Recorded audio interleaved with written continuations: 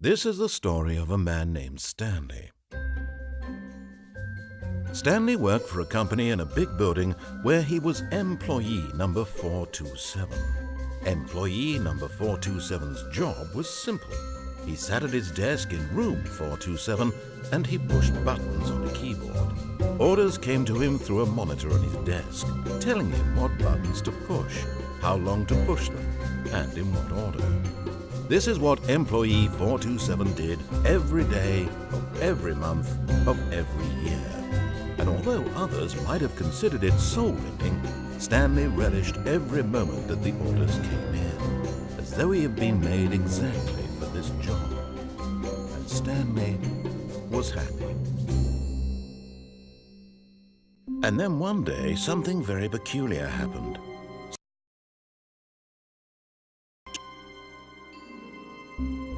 Something he would never quite forget. He had been at his desk for nearly an hour when he realized that not one single order had arrived on the monitor for him to follow. No one had showed up to give him instructions, call a meeting, or even say hi. Never in all his years at the company had this happened, this complete isolation. Something was very clearly wrong. Shocked, frozen solid, Stanley found himself unable to move for the longest time. But as he came to his wits and regained his senses, he got up from his desk and stepped out of his office. All of his co-workers were gone. What could it mean? Stanley decided to go to the meeting room. Perhaps he had simply missed a memo.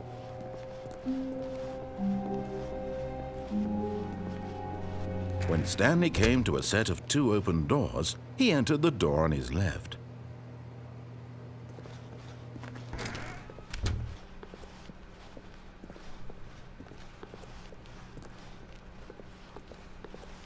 Yet there was not a single person here either. Feeling a wave of disbelief, Stanley decided to go up to his boss's office, hoping he might find an answer there.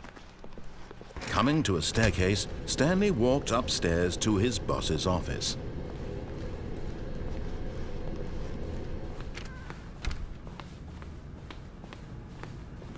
Stepping into his manager's office, Stanley was once again stunned to discover not an indication of any human life. Shocked, unraveled, Stanley wondered in disbelief who orchestrated this, what dark secret was being held from him. What he could not have known was that the keypad behind the boss's desk guarded the terrible truth that his boss had been keeping from him. And so the boss had assigned it an extra secret PIN number, 2845. But of course, Stanley couldn't possibly. Yet incredibly, by simply pushing random buttons on the keypad, Stanley happened to input the correct code by sheer luck. Amazing. He stepped into the newly opened passageway.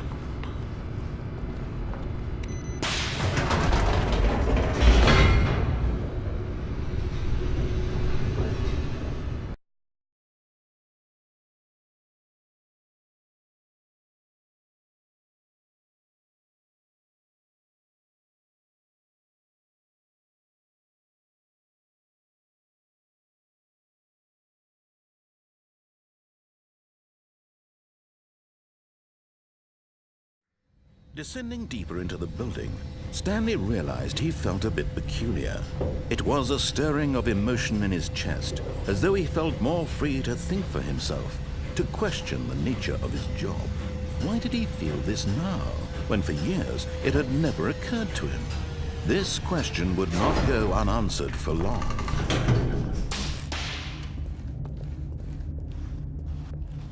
Stanley walked straight ahead through the large door that read Mind Control Facility.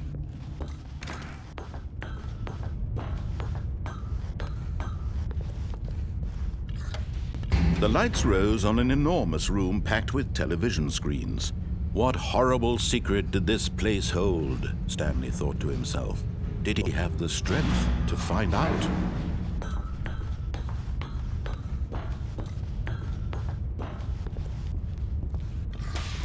Now the monitors jumped to life, their true nature revealed.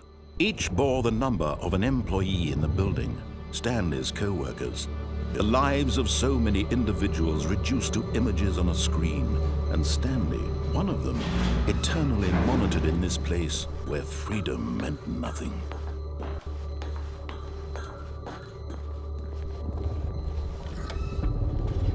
This mind control facility, it was too horrible to believe. It couldn't be true. Had Stanley really been under someone's control all this time? Was this the only reason he was happy with his boring job? That his emotions had been manipulated to accept it blindly? No, he refused to believe it. He couldn't accept it. His own life in someone else's control? Never! It was unthinkable. Wasn't it? Was it even possible? Had he truly spent his entire life utterly blind to the world? But here was the proof. The heart of the operation. Controls labeled with emotions. Happy, or sad, or content. Walking, eating, working. All of it monitored and commanded from this very place. And as the cold reality of his past began to sink in, Stanley decided that this machinery would never again exert its terrible power over another human life. For he would dismantle the controls once and for all.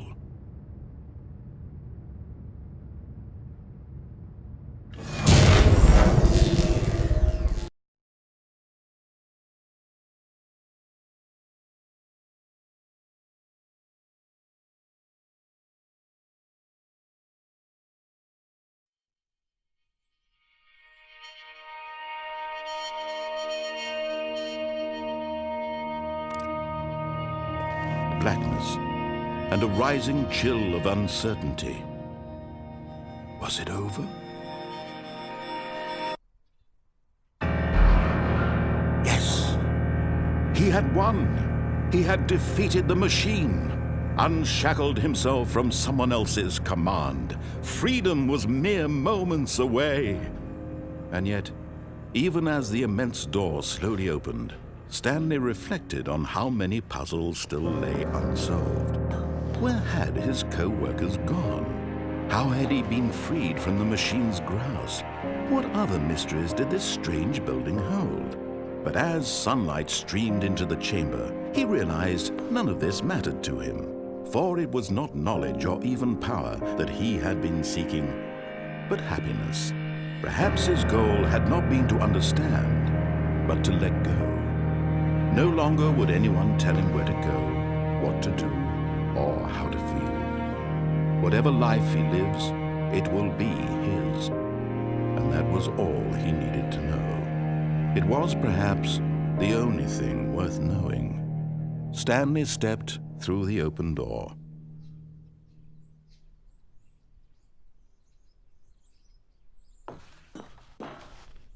Stanley felt the cool breeze upon his skin. The feeling of liberation, the immense possibility of the new path before him. This was exactly the way, right now, that things were meant to happen. And Stanley was happy.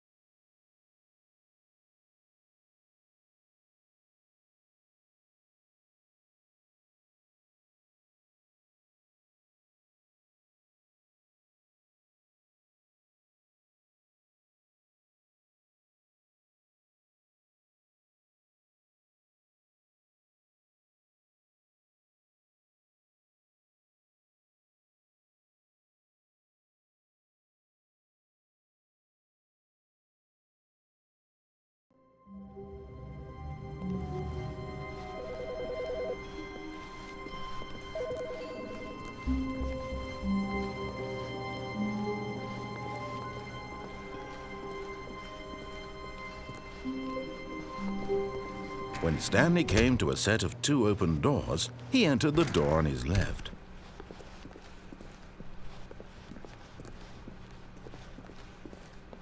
Yet there was not a single person here either.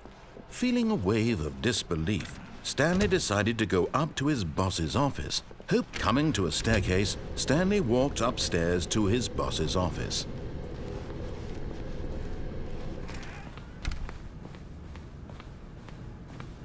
Stepping into his manager's office, Stanley was once again stunned to discover not an indication of any human life. What could it mean? Stanley wondered aloud to nobody. He began wildly tearing through papers on the boss's desk, pulling books off the shelf, looking behind paintings, desperate for clues to his situation. But his attention was caught by a keypad behind the boss's desk. What could its purpose be? In fact, this keypad guarded the terrible secret that lay buried below his feet. Stanley was in such a rush to get through the story as quickly as possible, he didn't even have a single minute to just let the narrator talk. That kind of anxiety isn't healthy, so he relaxed for a few moments with some calming New Age music.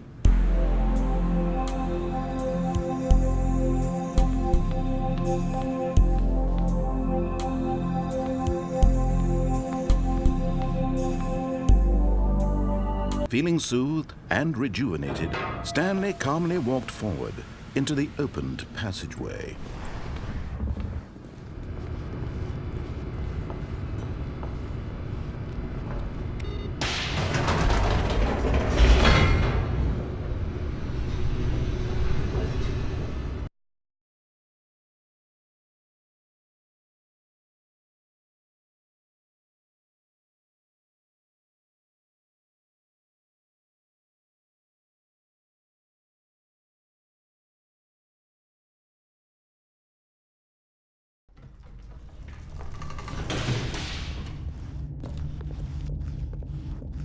Stanley walked straight ahead through the large door that read Mind Control Facility.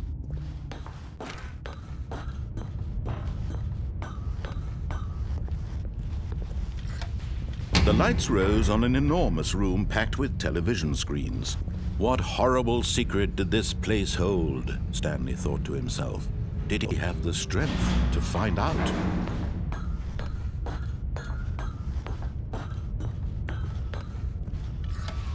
Now the monitors jumped to life, their true nature revealed. Each bore the number of an employee in the building, Stanley's co-workers. The lives of so many individuals reduced to images on a screen, and Stanley, one of them, eternally monitored in this place where freedom meant nothing.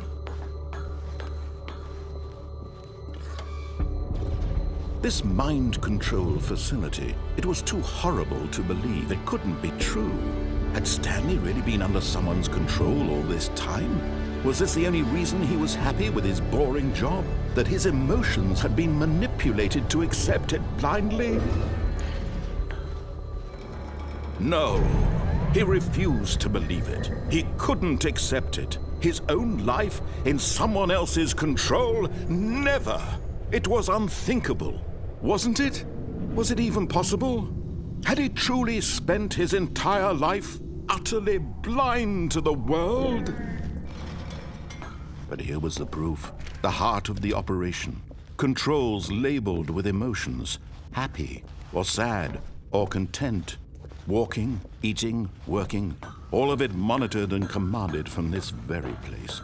And as the cold reality of his past began to sink in, Stanley decided that this machinery would never again exert its terrible power over another human life.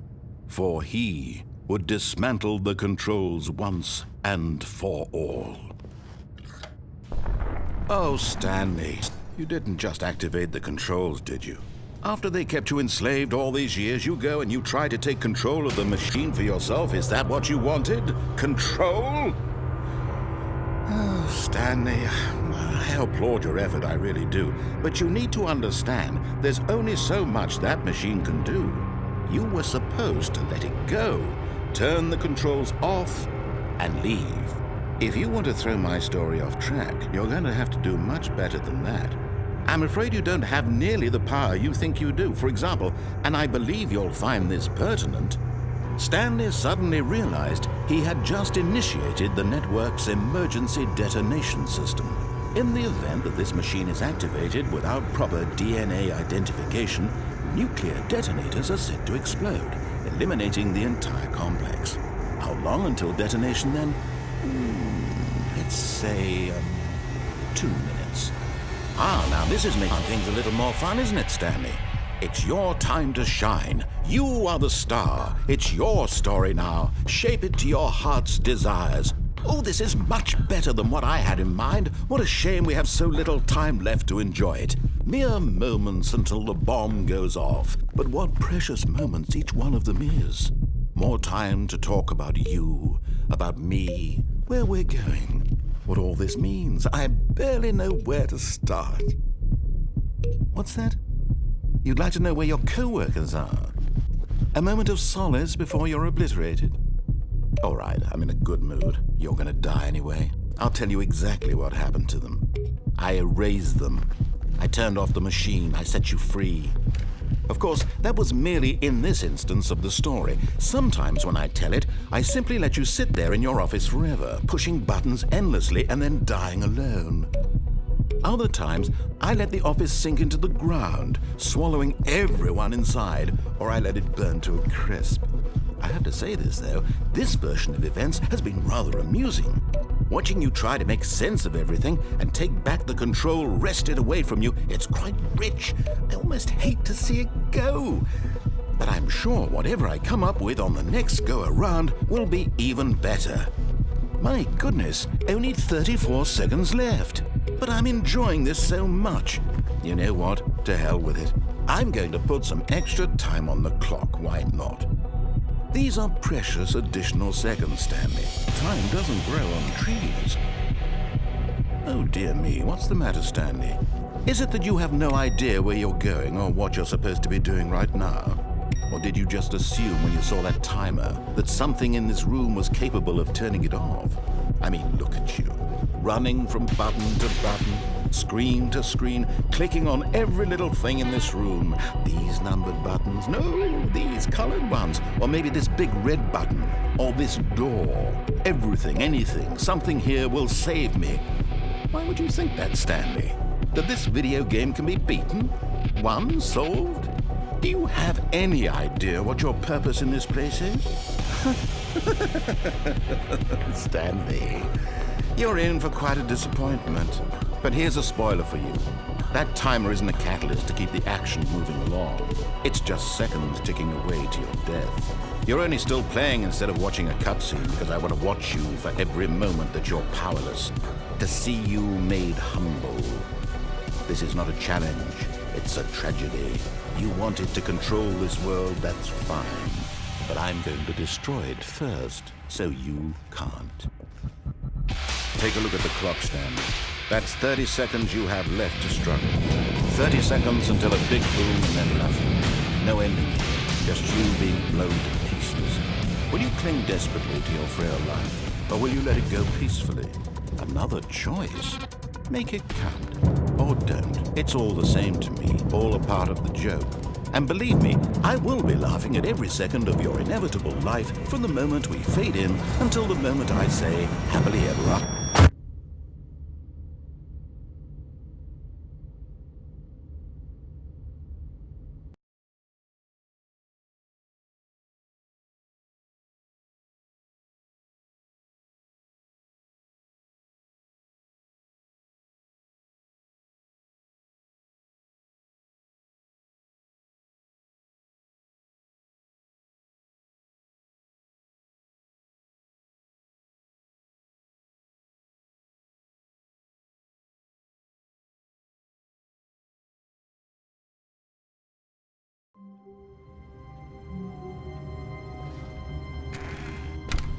But Stanley simply couldn't handle the pressure.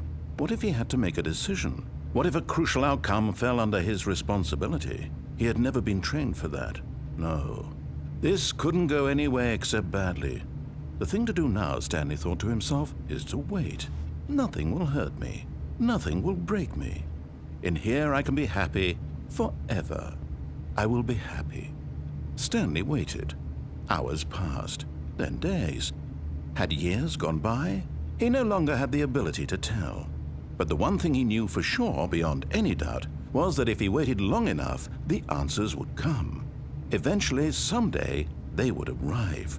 Soon, very soon now, this will end. He will be spoken to. He will be told what to do. Now it's just a little bit closer. Now it's even closer. Here it comes.